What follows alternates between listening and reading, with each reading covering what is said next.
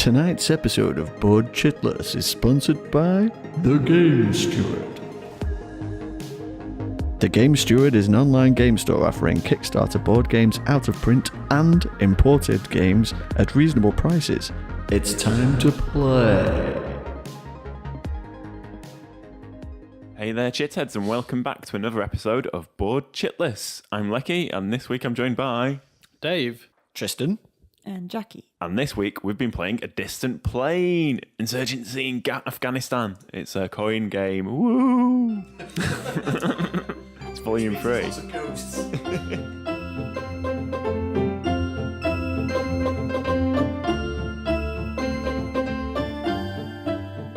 A Distant Plane, Insurgency in Afghanistan is a coin game by Volker Rumke and Brian Train, and it's volume 3 in the coin series. So coin being counterinsurgency.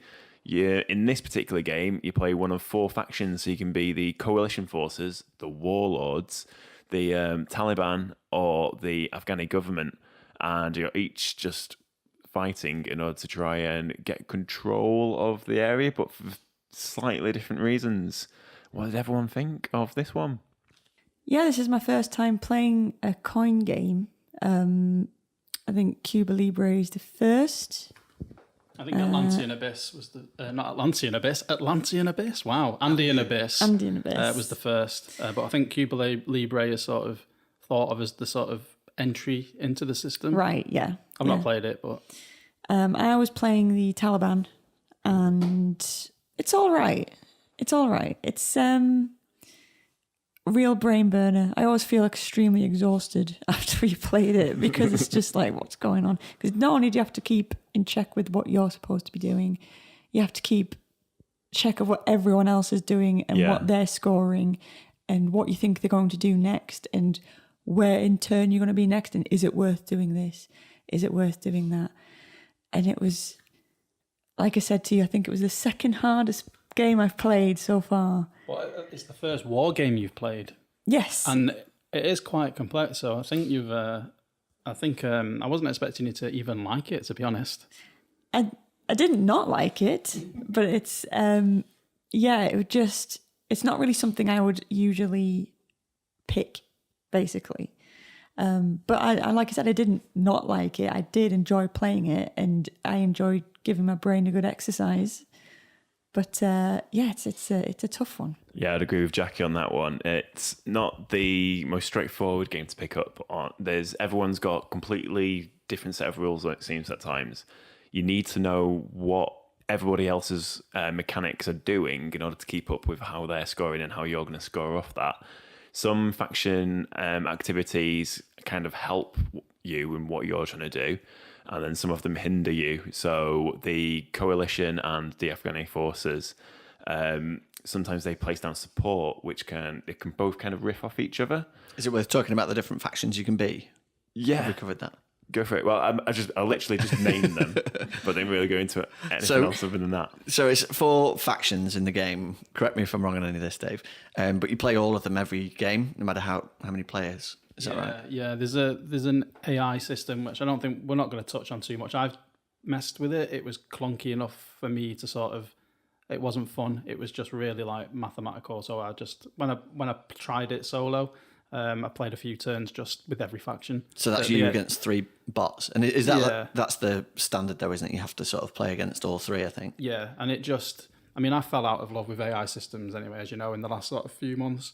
But this one was just really clunky. It was just like following flow charts. But the reason you have to play as 4 factions is because they're all sort of essential to the gameplay. Yeah. So there's the Americans coming in and trying to cause chaos, basically. There's the local population, which is the warlords that Leki played as. There's the Taliban, who are fighting for their own agenda. And then there's the sort of puppet government that the Americans have installed that are trying to sort of bring some semblance of order to it whilst being undermined by the all the other factions at the same time. So it's already, obviously it's a hugely complex conflict to capture, and I think probably a game of this magnitude is required to even address it.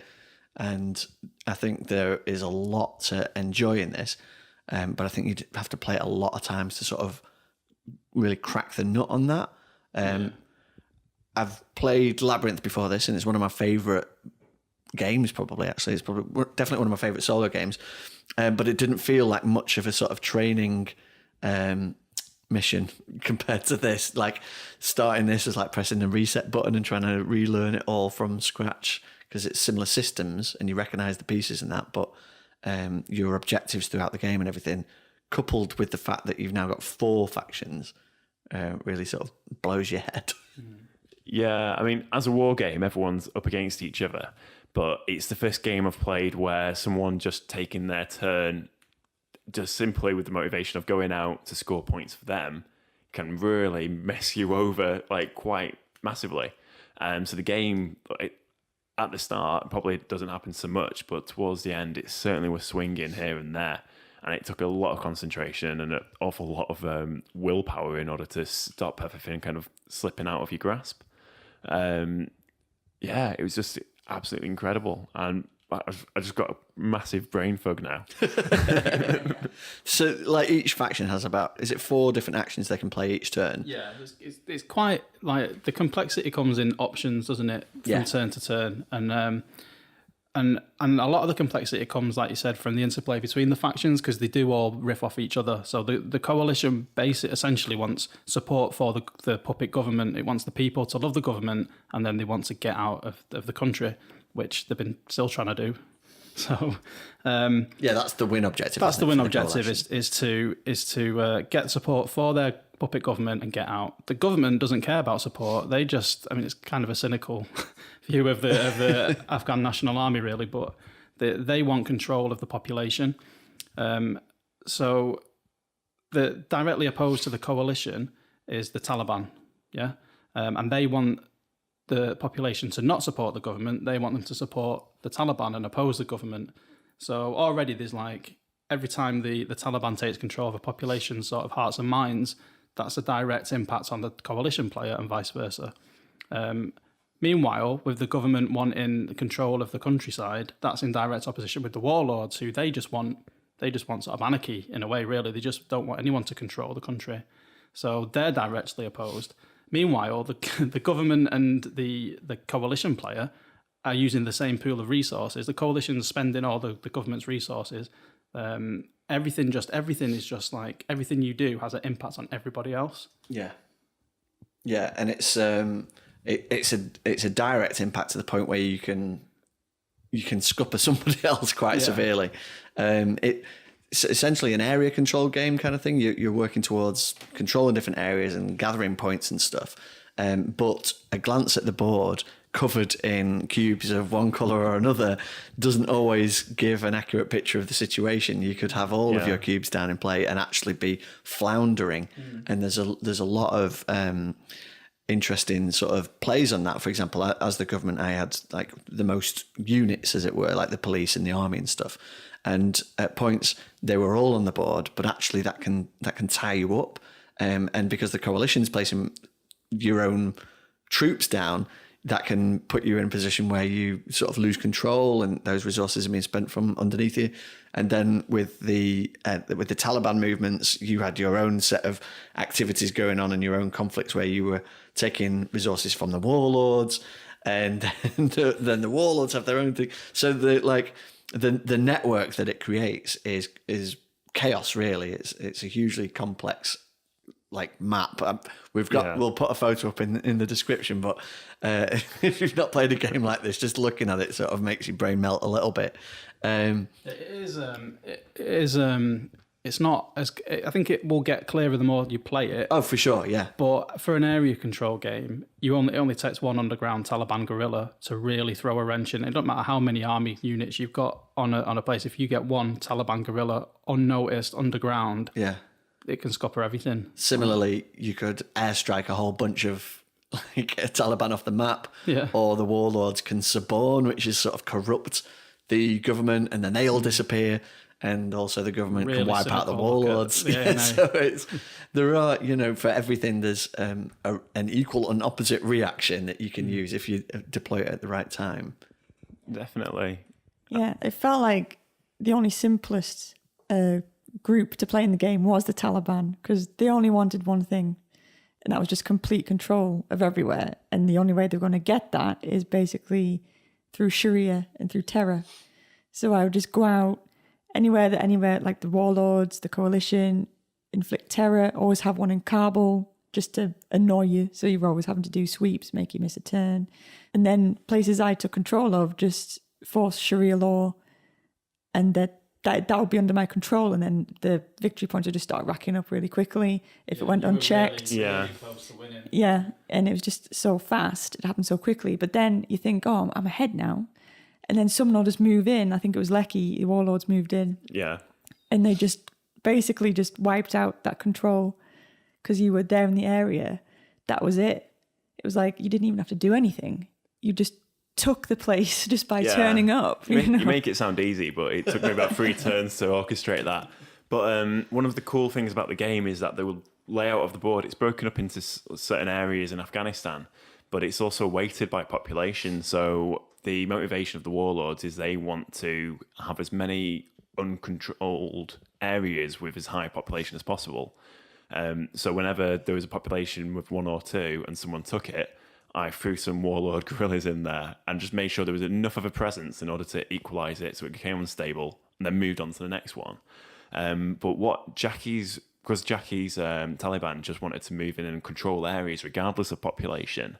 There was a few like mountainous areas and a few areas in the plains where the population was 0. So the government weren't doing anything about trying to control those areas, and the warlords didn't care because there was nobody in there. So there's about 6 areas where Jackie, if she wanted to hold on to it, could pretty easily. And it'd take quite a lot of effort from one of us to try and take those back away from her, because we didn't want it in the first place, but now all of a sudden to stop her winning, we have to do something about it. Yeah. So there's all these like difficult decisions you have to make. And if you're lazy with this game, it's going to punish you. Yeah, definitely. If you leave the Taliban unchecked, or even the warlords unchecked, it just goes out of control. There was a few times I definitely thought Leki was going to win, because he just had like the countryside. Countryside was just full of these warlords, and they also need to get resources to win. They need to make money because the warlords are basically selling drugs, they're trafficking drugs, and so one of the victory conditions for the warlords is to just make money. And Leki's resources were just high from like probably about halfway through our game. They just stayed high, like around where he needed. Yeah, so I just thought he was going to win any minute. I think it's also because that area where the warlords dominated in the north, it was really difficult to get to, especially for me. And I was just like, should I bother? Or should I just stay where I know I can easily just control the population down here? Yeah. So it's a lot of, do I have the resources? Do I have the time? Should I just concentrate on the coalition? It's a big, big juggling act. And if you get it wrong, even slightly on one turn, that's it. You're basically ruined for the whole, until the propaganda comes around again, basically, I think. I don't know. There was a couple of turns where I thought I probably made a few mistakes. We were quite easy on each other. There was a couple of retcons allowed to go through mainly to me because I'd forgotten to pick up a guerrilla here and there. But it seemed like if I had kind of not done a turn as optimum as I maybe should have, then 2 turns later, I was able to kind of rectify it a little bit. It didn't help me at all. You're still trying to make up for lost ground, but it didn't seem like I was completely played my way out of it. Yeah.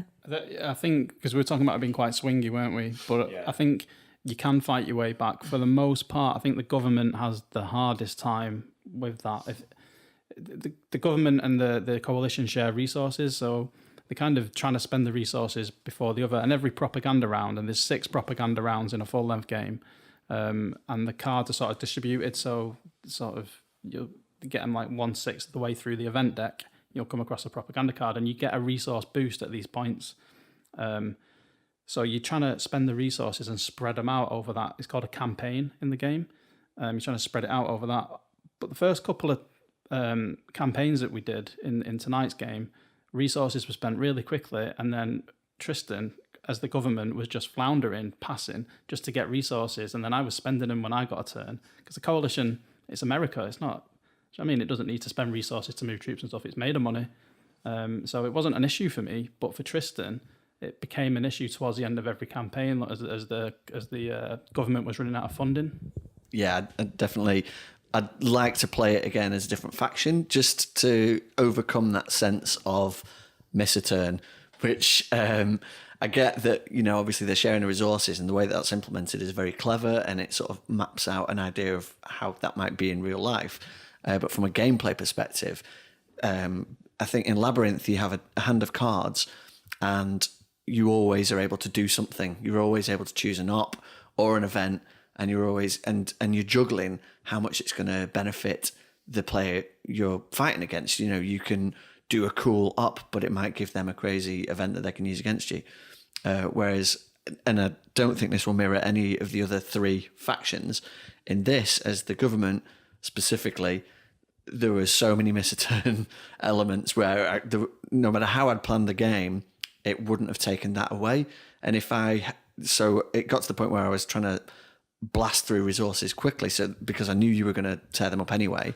And then, of course, once they're gone, and that's it. So you, like you say, you're floundering for the rest of that campaign until the next propaganda arrives. And so, from a gameplay perspective, how that made me feel was frustrated, coupled with the frustration of trying to grasp this new and complex rule set, which is quite sort of difficult to separate those two things and say, okay, it's a meaty rule set, I'm dealing with that, coupled with probably the one thing I hate most about any board game, which is miss a turn.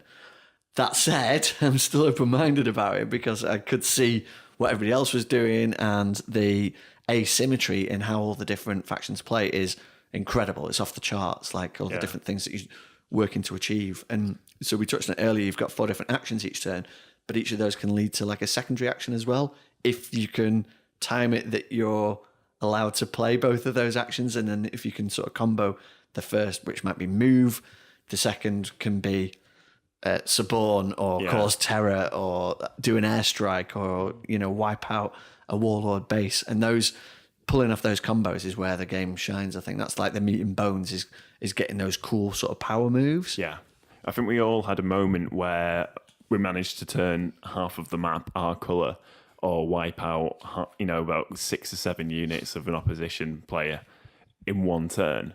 And then we had a few turns of sitting out or passing, waiting for another turn to come up.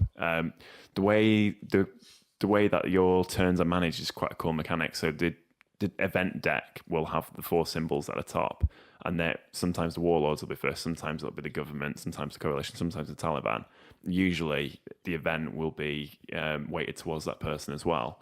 So you can see which event's coming out next, and you can kind of try and work out if you're going to pass, if you're going to do a full turn. If you don't get your full turn straight away, then you can do half a turn, which sometimes feels really like a bit of a punch in the gut. Especially if you decide you're going to pass and then you see something coming out, or it's just incredible at how many points this game can make you feel like everything's on the line of this minor decision.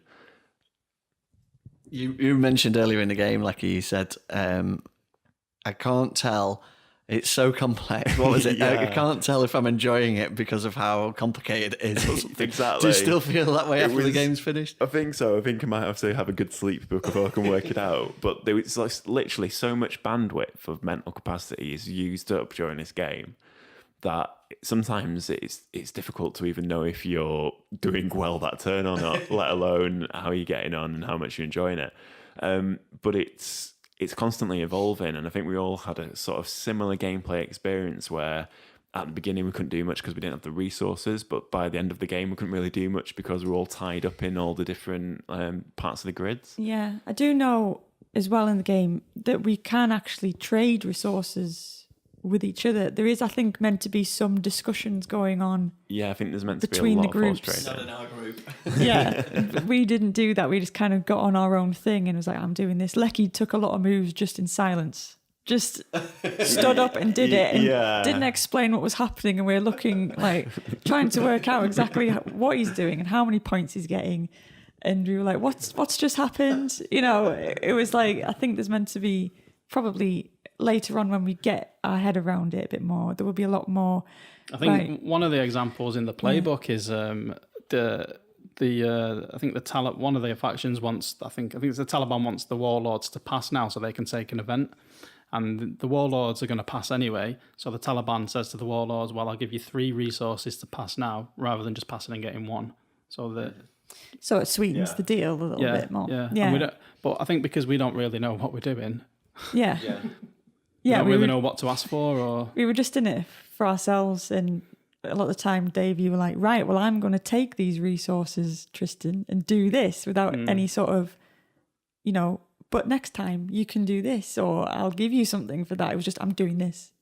And again, America, yeah. There was no like sort of discussions, but I think putting that on now, where we didn't really know what was happening, it would have just been another level of complexity that we didn't need, really, because we were already struggling with, well, not struggling, but it was just like mental breakdown, sort of struggling to understand what was happening. Yeah, I think working out the opportunities where that sort of horse trading would benefit us is it's just beyond us at the moment. There's a few points when you could kind of see it, but you spent so much time to concentrate on what you're going to do. You thought, is it worth offering 2 resources to try and get them to take this event? Or the opportunity's just plainly gone before it's even occurred to you. Yeah, and I think because of that as well, when it was somebody's turn, there was a lot of thinking going on, like pausing and being, all right, I'm going to do this and do this. And so there was a lot of, ended up talking about other things with other players, like in between, like talking about, what we're watching and stuff, because we're just waiting and waiting. When I think in a game where we're really involved, there'll be a lot of talking about, well, next move, I'm going to do this, so why don't you do this? Rather than, everyday things. I think it was just because it was taking so long for everyone to get their turn, and it was just like, so what are you doing this weekend? It was like that. Because like you wanna try and plan your move ahead. Like in most games, you want to plan your move while the other player's taking theirs. But because you've got to pay so much attention to what other players are doing on their turn, because it impacts you.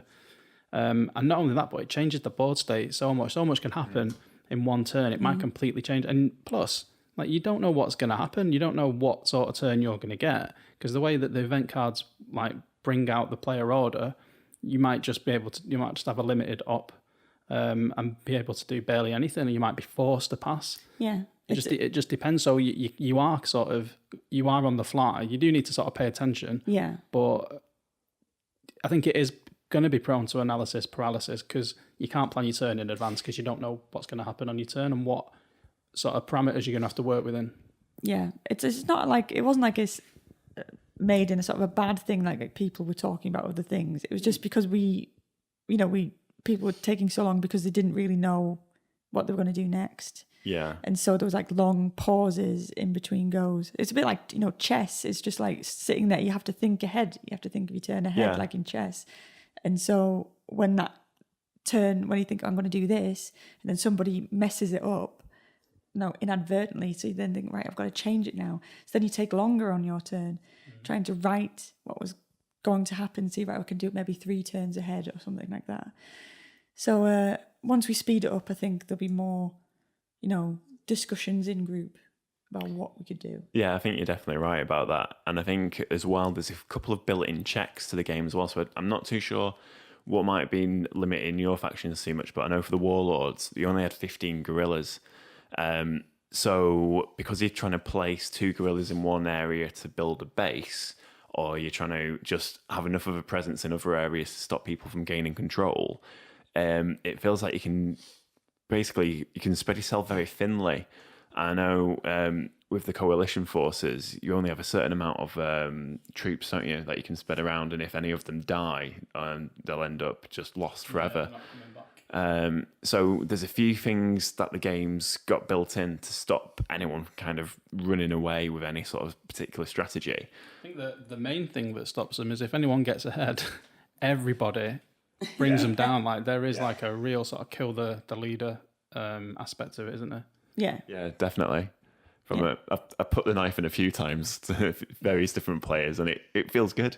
Yeah. But just the sheer amount of it's trying to change the course of an oil tanker really at times. It takes 2 or 3 turns to react to somebody, and that can be time spent pushing towards your own victory conditions. Yeah, I think there's probably a few cards in there that are big ruiners, I guess, for certain groups. Like this is the second time we've played this.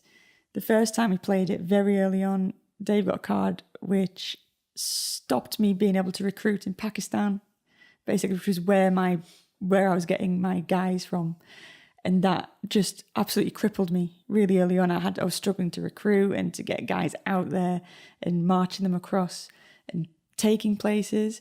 So, you know, there's that as well. It's like there can be cards in there that completely ruin you in a whole, like for several turns on as well. So Yeah. It's a punishing game. It really is. There's an event card out there called Sandstorm, which for the Warlords, if you get that event, it basically stops most movement from all the other factions until the next propaganda card comes out. Yeah. So the propaganda cards act as milestones, which will allow you to redeploy troops and reset the game state to a certain extent, allow you to get a load of resources back, depending on certain conditions. And you could have... Yeah, and win. That's when the victory checks are made, isn't it? Exactly, yeah. So you can have... 6 event cards can come out between propagandas, or like happened this evening, about 15 cards, or it could be, depending on how it's shuffled, as little as 2. So if that event card comes out at the right time for the Warlords, and then they pick up that event and leverage it to their advantage, they can really try and pull the win off if it comes out at the right time. Yeah. And there must be so many more for different factions as well. How do you think it compares to other games that we've played, like of its type, sort of like Game of Thrones and those sort of big area control type games? I don't think I've played anything like this anywhere near as much. It's it's a very strange game from my point of view, because it is a war game, but it's set up like almost like a political simulator. So like you're saying, Game of Thrones. Definitely.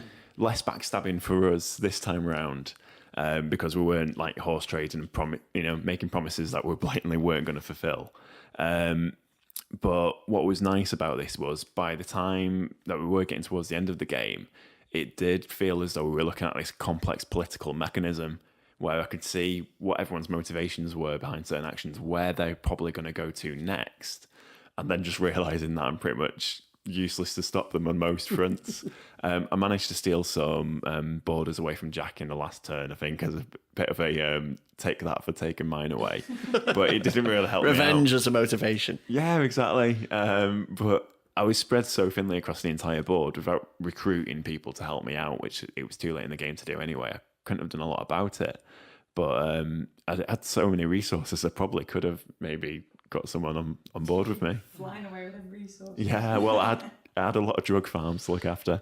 Dave, you've probably got the most experience of war games amongst us. How do you think it compares to other war games that you've played?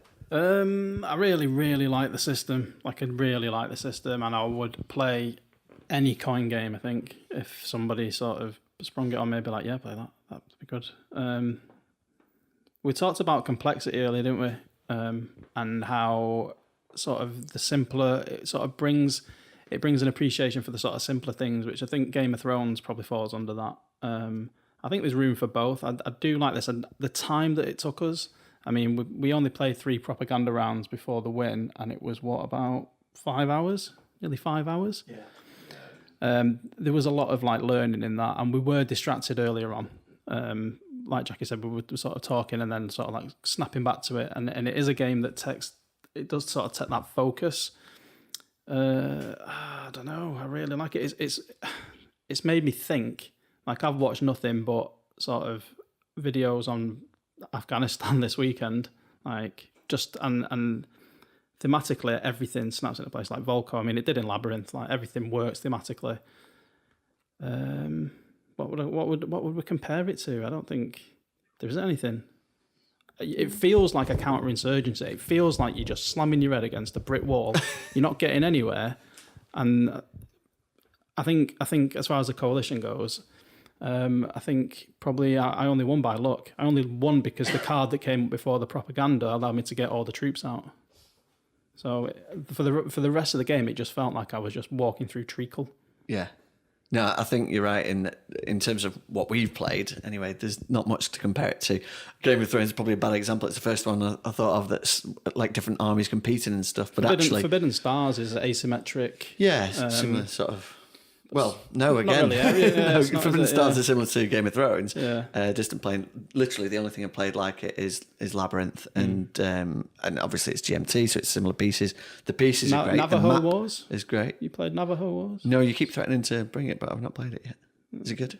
Not really anything like a Distant Plane. I don't know why I said that. It's a game. By GMT. But no, the map's really good. The pieces are great. They're all clearly defined. You know who's who.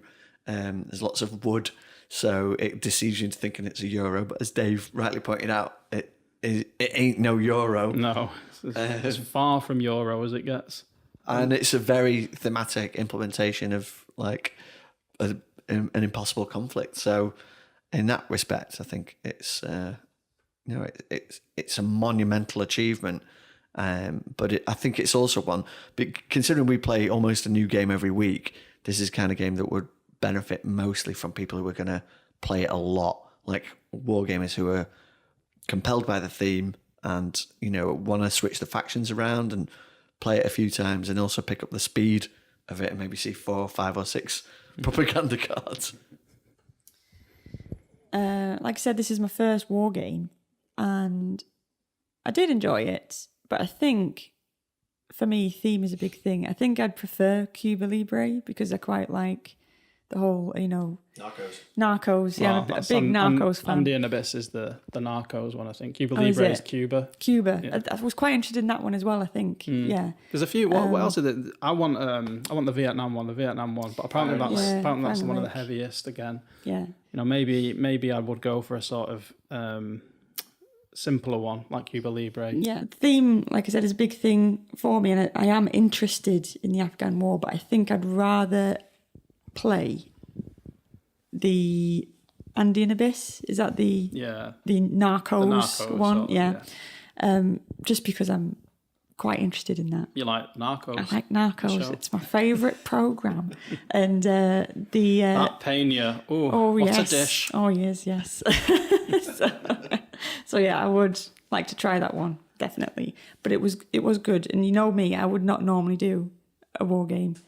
It's just not my thing. But it was okay. Yes. It gets a thumbs up. Yeah. Like a small thumb. Not all the way. Apart from a couple of event cards, to do with drones and reapers and stuff and troop redeployment. They didn't really come up, did they? Yeah, it's more like a lot of the events revolve around like the side effects and the symptoms of war, as opposed to here's more tanks, here's more troops. So it doesn't always feel straight up like a war game. It feels more like a political intrigue. You're doing your best to work with the resources available. It's a modern war game, which is mostly political, isn't it? Exactly. Yeah. And resources are very vague. They're referred to as resources. They're not referred to as troops or bullets or people or drugs or whatever. Yeah. And the government can siphon its resources into its own coffers and force favours. It's really cynical as far as like the and I think I'm not sure if Fire in the Lake's the same. The one about Vietnam, where I think they're quite cynical again about the sort of the Viet Cong and the NVA, but don't know where I'm going with that. Just getting a bit political there, Dave. A bit political. We'll cut that out. It does. I feel like it does sort of look at the coalition through sort of rose-coloured glasses, because their whole thing is, we want support for the government and then we want to get home, whereas the government apparently just want to control everybody. And I think, even the Taliban aren't painted in such sort of bad light as the government. It is almost as if the government are like the bad guys in this particular game. It's a bit close to the bone, isn't it, considering the nature of the conflict, I suppose. It's still ongoing. Yeah, well, that's the thing. It's like Labyrinth, isn't it? And they're those kinds of games that could be a trigger button for people who are perhaps sensitive to this sort of game. We don't care. That's probably excludes our group. Not that we're politically insensitive, but it's a compelling and interesting conflict. It's not as bad as Nazis, is it? Or is it? I don't know. That's a future topic. I don't know. We'll cut that as well. I suppose it is seen as a controversial game because it's got terrorism in it. You do and one terror player acts. has to play the Taliban. You can't not have a game without the Taliban. Yeah, and it's like the Labyrinth. And you're spreading Sharia, and terrorizing, and gaining opposition for the action isn't the called government. the action isn't like convert or whatever. It's literally called terrorize. Yeah, and I have special things I can get with events like IEDs and it's like it doesn't sugarcoat it at all. It's just like, this is what they do. And this is what you have to do. You have to do this to win. It's coming from sort of the Taliban and the warlord even's point of view. It seems quite unbiased, but from the government, it's just really like... Yeah, the government does seem like the hardest, like we said, it's the hardest role probably to play. No, but I mean, it really sort of paints them in a bad light. Yeah, that as well, Because they're just there, it just paints them as this corrupt sort of body that just wants control and... Yeah, and in each, I think, did we mention in each, after each propaganda round, if you put down 3 soldiers and police, was it Afghanis police? 3 of them go away or something. Oh yeah, the government troops are constantly deserting. They're constantly deserting, constantly leaving. They're easily they're open for bribes from the warlords. The Taliban can convert them, and then they gain. Guys. It's a really, but this is how interesting it is. This is why I like asymmetric games in general. But here, I think it's done so well. Like the government does look completely different. I feel like even from the coalition can do what they want when they want, but they've not got very many men. Whereas you would think that the insurgent factions, both of them, would be sort of the polar opposite of that. But I think the government is actually like the polar opposite of the coalition in this game. Whatever the political leanings of the designers, it's obviously very well researched, and they have a cool little booklet as well with all like history notes in. So every single card in the game is based on a real life event and can be played to the benefit of either sort of any of the factions, depending on who plays that event, right? So the work that's gone into it is pretty incredible, and the results are pretty spectacular as well. But it's definitely not for the faint-hearted. You have to be committed. I think this is a Saturday game. I think this is like an all day rather than a weeknight game. Yeah, this is like a sort of put aside a good old day and a load of beer. Yeah, you need the beer to counter the headache that you get from just playing the game. It's not a we've just had dinner, what shall we do to pass the time sort of activity. It's not a Christmas game. Don't get it out at Christmas time with Granny. Yeah. You could get it out at Christmas time, but you'll be spending so much time reading through the rule book that you might finish it by New Year. Yeah, exactly. Summary opinions? Yeah, like I said, good. Yeah, I'd probably want to try the lighter versions though instead. Definitely first. I would have preferred them first, I think. Yeah, I had a good time playing it. It's just it takes up an awful lot of concentration, and you just have to be in that mental headspace to really get the most out of it, I think. It'll be interesting to play it again as different factions, see what we get out of it. And it'll be interesting to see as well how much more of a game we get out of it in terms of like player interaction, how much the coalition forces and the government forces do or don't team up anymore or any less, how we see that dynamic come out. Similar with the warlords and Taliban, if we see the warlords making any sort of deals with the government in order to, to get a few extra resources here or there, it'll be interesting to see. I think it was it felt to me like a progression from Labyrinth. I know I mentioned it a few times now, but looking back, it took me about 3 sit downs with the rule books and then 3 solo playthroughs to pick up Labyrinth.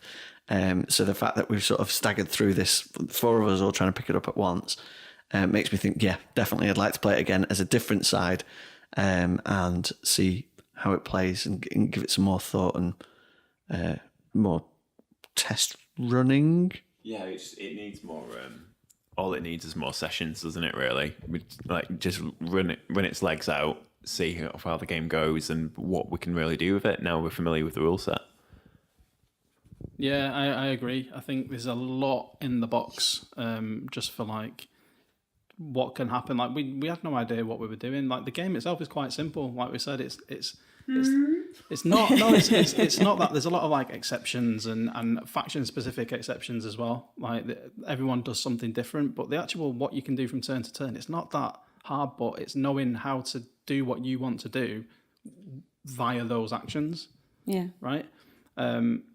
Yeah, I really, really enjoyed it. It made me think a lot. Between playing our first game and playing the second game tonight, I was thinking about it.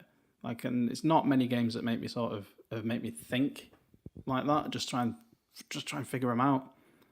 I do think it was probably not the best introduction to the coin games, but then now I guess now we've sort of done one. Yeah, the rest. How hard can the others be? And I feel like this is one of those games as well where you probably could like put it aside for quite a long time, come back to it, and not have a difficult time picking it up. Yeah, it's not something you'd easily forget, a game like that. You'd be like, Yeah. oh yeah, this game. Yeah. Yeah, it's like I feel like the rules aren't. I feel like they're sort of there. Now, Yeah. and like we talked about, it's not an intuitive game, but everything makes sense thematically, which is weird. Yeah. Because it's just not intuitive. Like if you want to do something, you've got to do it's like strange steps to do it, isn't it? But I do feel like I could pick it up again quite quickly. Yeah, and I don't think we mentioned, did we, that the coalition won in the end? Didn't they? Yeah. Well done. So that's good, right? Well done, Dave. Well, I mean, they were the good guys, right? So It makes you see them in a bit of a different light, doesn't it? Yeah. No more politics. Brilliant. Well, the coalition Operation Good Guys really came through at the end. Yeah, it'll be interesting to see what everyone else's opinions of the coin games are, which games you've played and how they went. If you want to put on the Board Shit List Facebook group, or just pop your comments in the SoundCloud or iTunes stuffs. We'll be back next week with more games, and we'll be at UK Games Expo the next few weeks as well. So looking forward to seeing you there. And that's goodbye from us. Bye. Bye.